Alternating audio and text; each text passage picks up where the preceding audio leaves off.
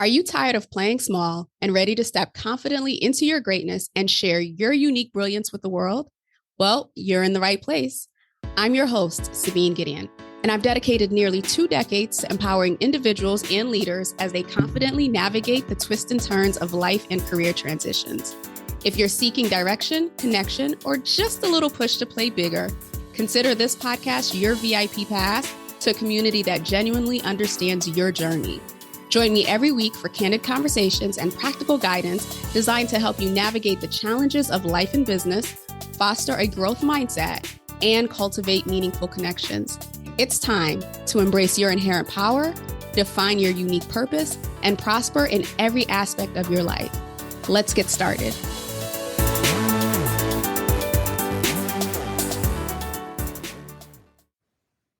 Hello and welcome to another episode. I'm your host, Sabine Gideon, and I am excited to be back with another amazing female powerhouse to have this conversation around power and how we're shifting the paradigms, or how we desire to shift the paradigms of what power means specifically to powerful women. So with that, if you are completely new to the show, welcome. I'm so excited to have you here. If you are a longtime listener, welcome back. I'm excited to have you here as well, and I sincerely appreciate your support. For those of you who are new, again, Sabine Gideon, I serve in the capacity of an executive coach and leadership development strategist. I am excited to bring you this episode as we continue this conversation. And my guest, Kristen Knepper, is a powerhouse that I have been following on LinkedIn for quite some time. She is also an amazing supporter, one of those people that you definitely want in your network, or part of your community, so to speak. And so I will tell you a little bit about her, and then have her share some of her background, and then we're going to get into this discussion. So with that, Kristen is a career and executive coach focused on propelling women and traditionally marginalized individuals into the executive suite. She is a recovering attorney, a former tech executive, and a former DEI professional in tech. In 2016, she began career coaching and facilitating sessions on inclusive leadership, providing tools and templates for women to advance and thrive at work. With that, welcome to the show, Kristen. Thank you, Sabine. I'm super excited to be here, and congratulations on your book. Thank you. Yes. So we were riffing in the green room here, and so you guys missed out on an amazing conversation. But this conversation is going to be great as well. So before we get into this whole power paradigm shifting, if you will, just share with us, some of your most significant career milestones and or catalysts that have led you to where you are today. That's such a great question. And when you ask that, the first thing that comes to mind is Marianne Williamson, who she has said, we either learn out of love or we learn out of fear. And I think a lot of my more poignant career moments were when I was acting out of fear or learning out of fear. When I was young, I thought that the government was a great conduit for change. And I became involved in politics, and I moved myself from Chicago to DC, and I worked in the US Senate, and I went to law school. And I went to a phenomenal law school that was founded by 2 women before women were even allowed to vote. And there was a lot of just conversations about the possibilities and how things should, I believe, should look. And so it was a very stark reality when I left that law school space and went to a law firm where it was exactly the opposite, where I was sexually harassed, where I wasn't given assignments or work, and I was told that I was incompetent and I wasn't doing my job despite having no one to teach me or train me or explain things to me. And so that was a real significant pivoting point for me, because I had this I was young, I was in my 20s, and I thought if I couldn't make it at this law firm, that I couldn't make it out as a lawyer. And it was, a real like black and white type of situation for me. But despite that, I decided to leave and went back into politics, and then eventually transitioned into tech. And I really loved my work there. And I thought I was on a track for promotion. But then it was another one of those love or fear moments. And I had a boss that was, in hindsight, a bully, who really believed the worst in her employees instead of the best. And I think one of the things that threw me about the misogyny that I experienced there was the fact that it was coming from a woman. Mm-hmm. And, and I think that that's what also hurts the most too, that someone who should understand the pain points that you're going through does not. So after that, I started working with a coach, the wonderful Laura Murphy out of Carlsbad, California. And, she helped me with a lot of this negative self-talk and a lot of these negative beliefs. And so as my personal life began to turn around, my professional life began to turn around as well. And so I was laid off in 2015. I was able to start a business at that point. I had a lot of that, kind of the Destiny's Child, like, who she thinks she is, like, type of attitude from people. They're like, what qualifies you to do that? And I'm like,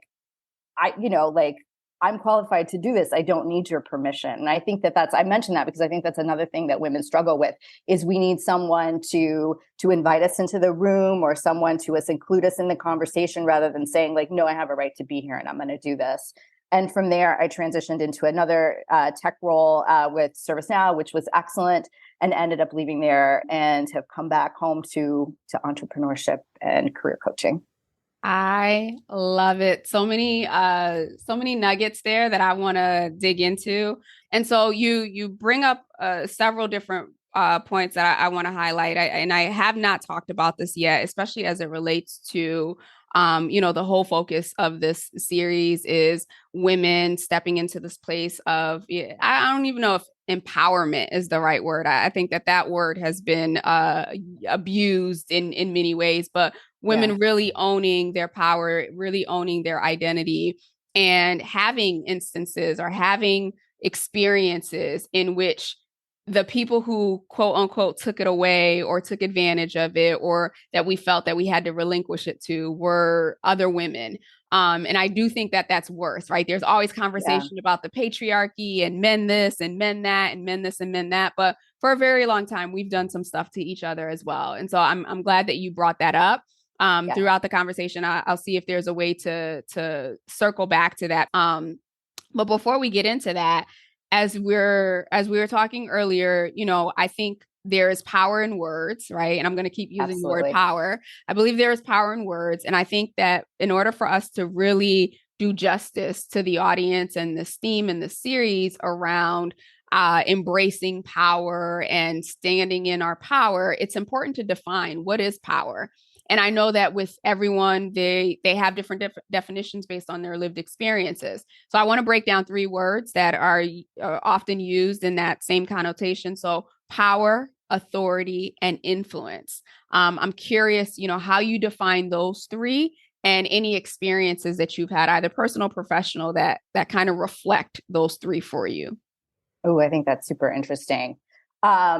So when you say the word power, I immediately think of influence. That's what comes to mind. But also self-esteem comes to mind as well. Like I think, and we talked about this a little bit in the green room, power comes from within. And, what you believe about yourself and what you believe to be true and what you trust about yourself is going to be reflected outward. And so I think that that's a really important definition of power. And I don't think that has traditionally been the case. I think traditionally when we think about power, we think about authority and we think about domination. And I think that's a very masculine way to view power. It's not influence where people are making their own decisions, maybe some, maybe subtly. But there's an art of manipulation in this traditional authoritarian definition of what we consider power. But I think that true power is being able to understand who you are, understand what your values are, and being able to reflect that in big and small ways in your daily life and being unconcerned about your influence, that detachment from it rather than, worrying or trying to facilitate that. I think that's where true power comes from is know thyself, really, at the end of the day. Yeah, absolutely. I'm in total agreement with that. And so I'm curious because I've had to do a lot of work around it. Most of my guests have had to do a lot of work around it, right? So it's not like you wake up one day and you're like, "Oh, I'm powerful," and you really believe it, because there's years or decades in some cases of external evidence that has shown you things against that. So I'm curious, what have you put into place for yourself to maintain your own personal power and your awareness or consciousness of your own personal power? It's a great question. And it has to start with my dad when I answer this question. So my father, he was in the military. He was a pilot back in the day where there were a lot of sexist connotations about the work you did. And may he rest in peace. I loved him, but he was not a good human. He was a misogynist. He, ruled kind of with an iron fist. He could be violent at times. And he was my first taste of what is powerful or who is powerful. So I share that to say that there was a lot that I had to unpack and debunk as I became powerful myself, because I didn't want to be like him. And I'm can't even be like him, just being a woman versus a man and exerting physical authority over people. I'm 5'2". I'm like, I can't even physically do that if I wanted to. So it was coming to a realization about who I truly am. I have, some masculine qualities, but I have a lot of feminine qualities as well.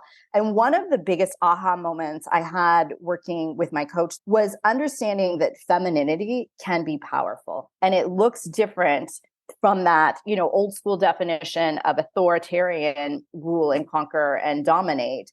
And really diving into that. So understanding who I was, understanding how femininity and power went together in a very different way, and then merging those things and asking myself, who do I want to be? And then it's not like one day you're just magically, okay, this is who I am and I'm done. It's practicing every day. It's meditating. It's reviewing your day. Like I loved that interaction, or I didn't do great in that interaction. I should go back and have a conversation and make sure that that's okay. And really just checking yourself. And it's a process, not a destination in that way. Mm-hmm. It is definitely a journey for sure. Definitely a journey. And so thank you so much for sharing about that experience with your father, because I think the thing that I want to stress here is, if we're 30, 40, 50, whatever the age is, and for in any area of our life, we're feeling disempowered, for lack of a better term. I was sharing this with a client. I was speaking for them, and I was just like, your feelings of not having power didn't start at this company. They didn't Yes, start, at this stage, right? Inherently, at some point, your power was taken away or your power was stifled back in your childhood, and it's just been expressing itself in different capacities. It's like I tell people, we're most of us when we're in a space of living unconsciously, I guess that's the best yeah, the way to put it, we are just recreating the same experiences. It's a different cast, right? It's a exactly. different scene, but the characters are all the same. And so one of the areas that I've had to learn, or I guess uncover, so that I can gain my power, was that I had to realize that I'm creating the same movie over and over and over again. Like, that was within my power to change the experiences that I was having, so that I would stop drawing in or casting the same Yes, characters. And so for me, my journey of discovering my power was more of, it started with accountability, right? Being yes, accountable for absolutely. the decisions and the actions. It started with no longer blaming my external situations or anyone who came into my life. And it was really getting at the core of, how has this situation or this environment or these cast of characters been serving me? Where have I seen this Mm, before? Where, and then it takes you all the way back to childhood, where you have to deprogram some of the things that you learned in that space. So yeah. thank you for sharing that. No, I mean, and I share the story of my father because that had a direct impact on the careers that I chose. Like, I felt powerless and stupid in my childhood. So what did I do? I went to DC, put myself in the heart of power in our country. I felt stupid. What did I do? I spent $100,000 to put myself through law school. These were all the things. And I love the way you phrase that. How is this serving me? Because for a moment it did, right? Because we recreate these scenarios in order to heal our heart, without really thinking that there might be something different we could do in order to meet the same objective. Yeah, absolutely.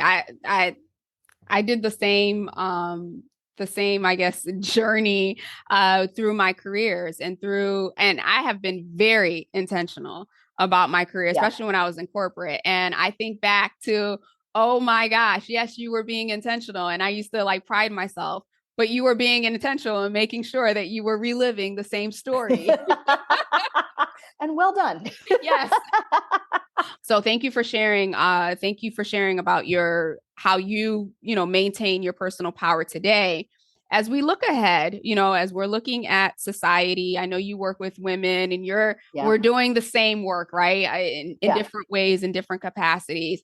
You know, this narrative around women in leadership, women in power. I am on a mission to dismantle it, right? And I'm not on a mission to dismantle it from an external perspective around what society has said, right? Because Okay. society will say and do what society wants to say and do. And right now we are in a patriarchal society. So Yes. it is what it is. But the way that I want to transform the narrative and transform the paradigm is to support every individual woman who comes into my space in seeing herself as powerful, seeing herself as a leader, seeing herself as valuable, seeing herself as a change agent. And so I'm curious, with the work that you do with your clients, how do you help support them? And especially working with underrepresented groups, right? Like there's Yeah. another layer of generational stuff that they have to work through to get to that place that they can step into a work environment or their business and feel like this is who I am, I'm powerful, and I have value. Absolutely. So I think one of the biggest things that I bring to the coaching space is just discussions about subconscious bias, in addition to discussions about the patriarchy, because the majority of women or the majority of Black folks or people who have traditionally been marginalized are going to come into that space, and their accomplishments are going to have been belittled somewhat. They're going to be reprimanded for doing the same thing that a white guy has been doing. And their self-esteem a lot of times might be kind of shaky, where they've been gaslit quite a few times. And so when that happens to the majority of us, unless you've done your work, we take that personally. It's just super, super normal to do. And I think breaking that down and helping them understand the system, and the system has been created by those in power, aka white men, and it's to keep them in power. And so I think understanding that and creating that distance from the words that have been said to our own heart and soul is the number one step, I would say, in helping women claim their power. And then I think the other thing is just recognizing that the way you lead and the way you are going to do things is not the same way as, like you said, Bob, Jack, or Luke are going to do things. It's going to look differently. And so what are your strengths? And I've had not a lot, but a few women, I do this exercise, where I have them talk to the people they love the most. And when I walk into a room, what qualities do I bring? And we work with what other people who love them say about them and the strengths that they bring, and how that would benefit a corporation, a team, any role that they would be applying to. And I've had a woman or two say, well, shouldn't I be looking at my weaknesses as well? And I'm like, no, I know that you know those. I know that you know those backwards and forwards and twice on Sunday. And we don't need to do that, because you've been reminded again and again and again to just an obscene level. So I want you to understand where your strengths lie. None of this like you need to work on long division, 10-year-old Kristen, but like this is what you're really good at. And so let's lean all the way into that. And then we can define your leadership style once we know the qualities that you bring into a room. Absolutely, absolutely. And so you brought up a really great point with regards to the system that exists and who Mm-hmm. has created that system and why. And so if we look at, and I share this in the book Leadership Reloaded. So if you haven't gotten your copy, grab it on Amazon. But you look at the statistics in terms of just demographics, right? Workforce demographics, our population. Right now, our boomers, who are the ones who are sitting in seats of power, and many of Yep. them are white men, as you mentioned. It's estimated in 2030 that a great number of them are going to be out of the workforce. Right. And also with that in 2030, just because they have aged out, and we also know that statistically speaking, women tend to outlive men. And so if we're looking ahead, 2030 at the time of this recording is only 6 years away. It's not that Yeah. far. So, we're part of my drive to have this conversation is yes, these are the systems that have been in place, but the guards are changing, so to speak. So imagine if, nothing's happening and we're still, in that space or that mindset of this is what the system is, this is what the system is.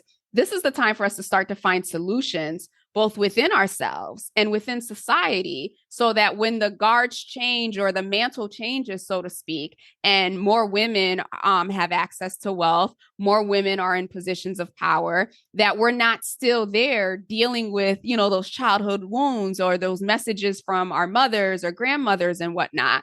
And so I really, for those of you who are listening, I know you're tired of hearing me on my soapbox, but I really want you to look at these conversations as, let me go inside. Let me look at myself and where I may have given my power away or bought into messaging around what power looks like and start to tap into that, because I feel like it's almost like back in the day when I used to watch wrestling and they used to have a tag team and it'd be like, tag, you're it.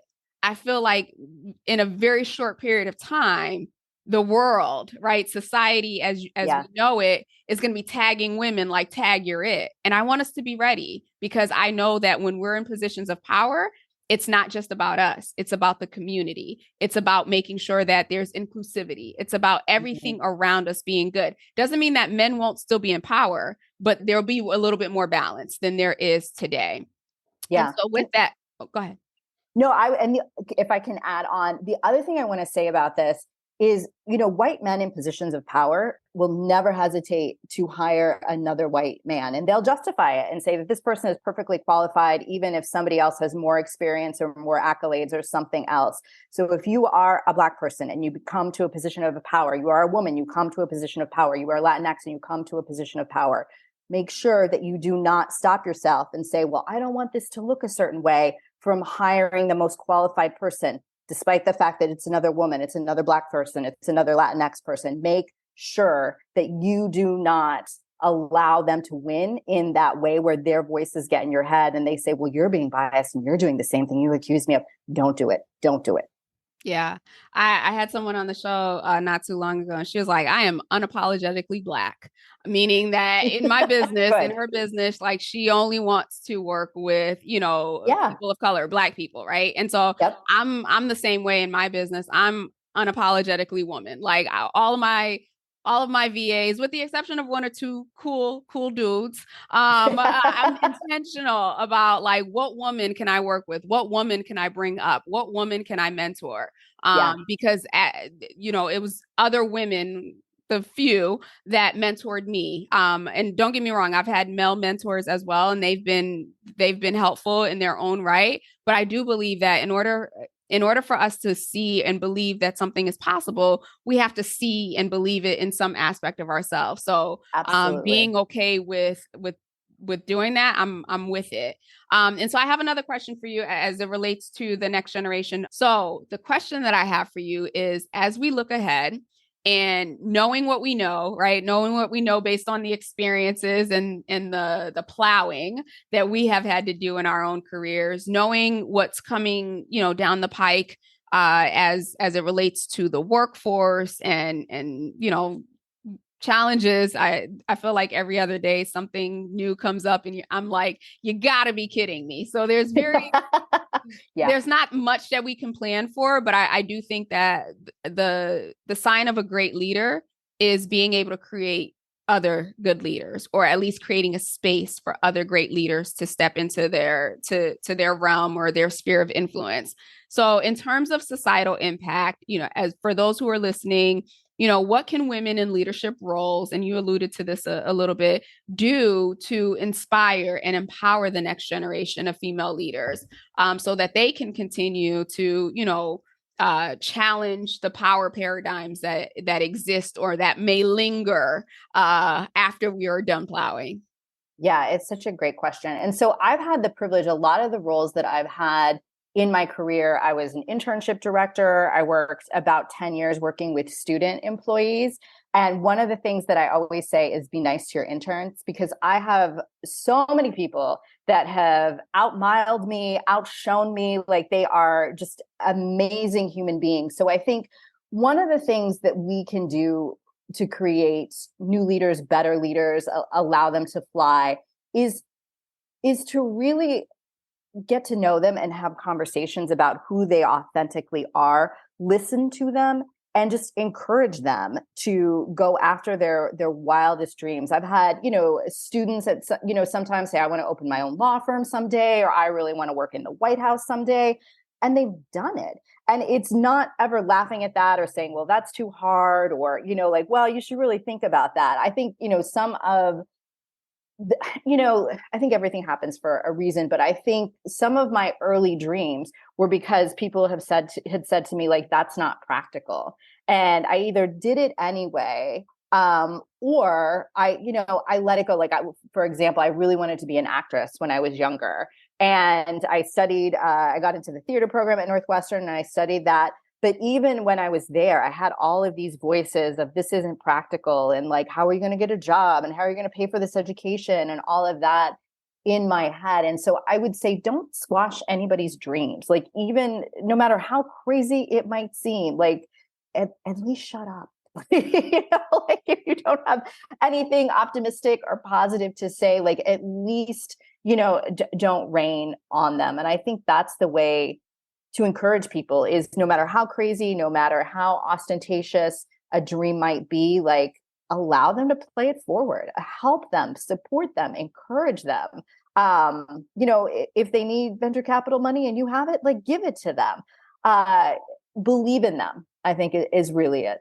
Yeah, I love that. I was actually I was at Talent Connect, and they had Spike Lee as like Oh one of yeah. the keynote speakers, and that is the advice. I mean, it was literally a masterclass for parents. And Yeah. the rest of us in the audience were just there, but he kept stressing the fact that, parents are the biggest dream killers, because they will be Yep. quick. Like, when their kids want to do something, they will be quick to say, oh, well, how are you going to feed yourself? How are you going to pay your bills? And da da da da, and squash that. And he just kept reiterating that, allowing kids to explore and become who they are. I mean, being a director, screenwriter, all the things that he is, while his parents didn't directly say, like, oh, go into the arts, he actually fell into it by accident. He had been exposed to the arts when he was a kid, right? Like, he went to the Yeah. museums, he went to shows.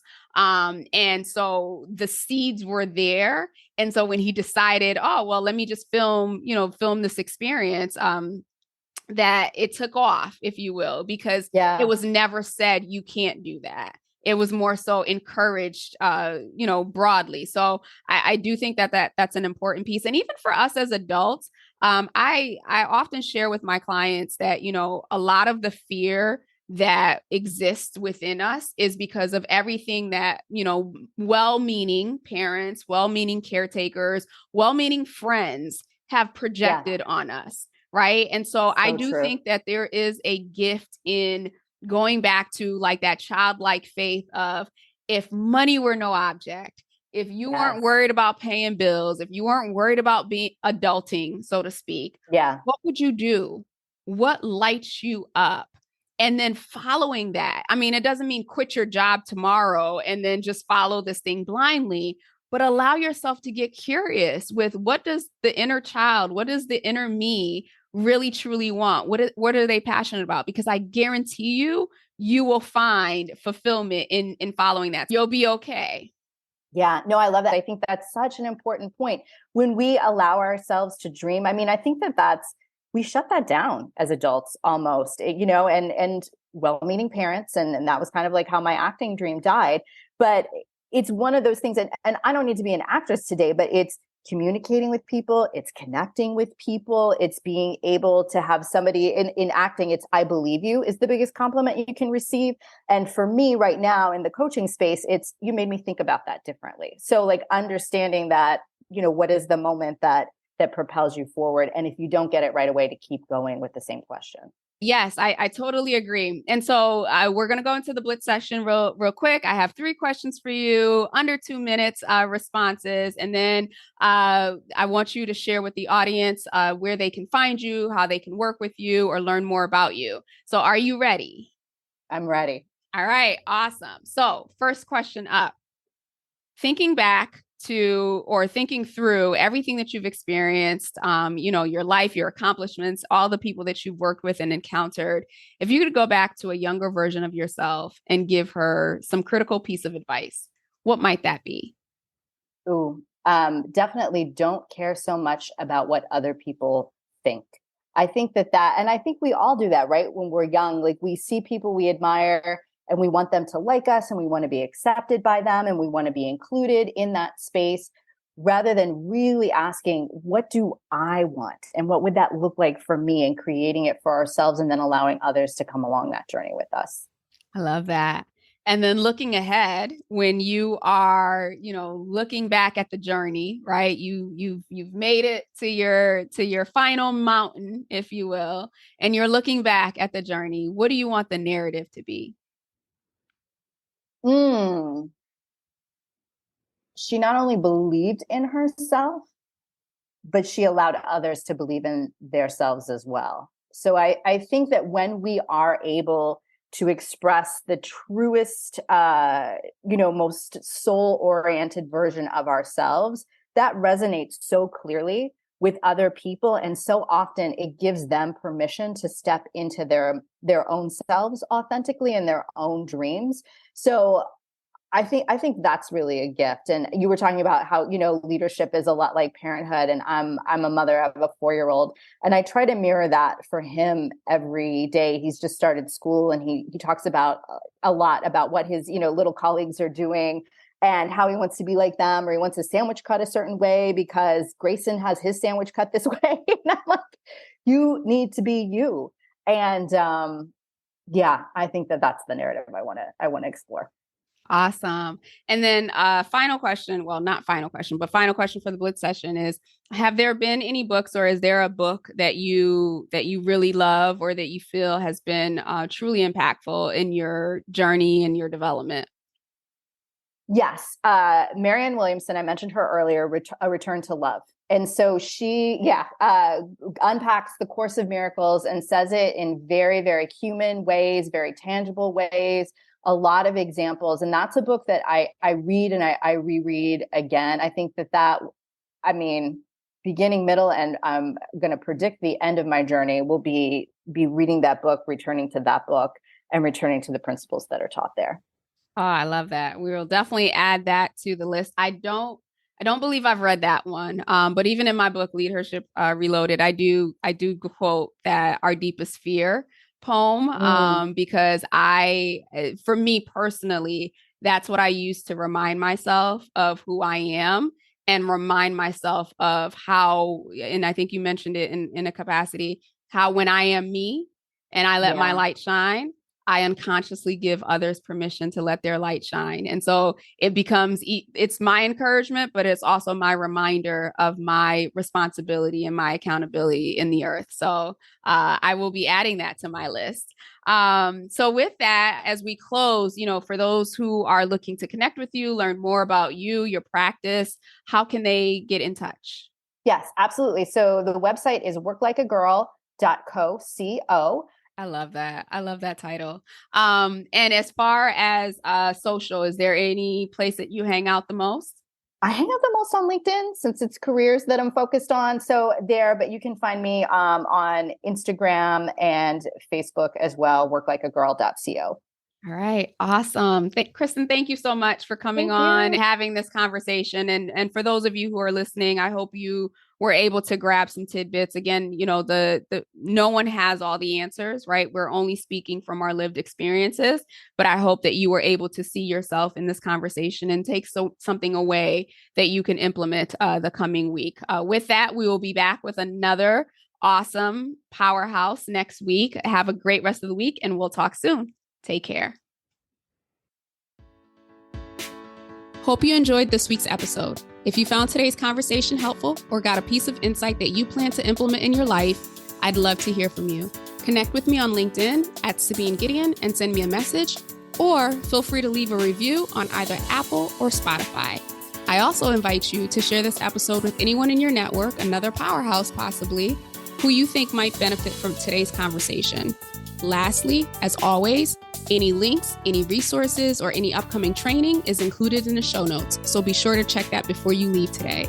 Until we chat again, have a blessed and powerful week.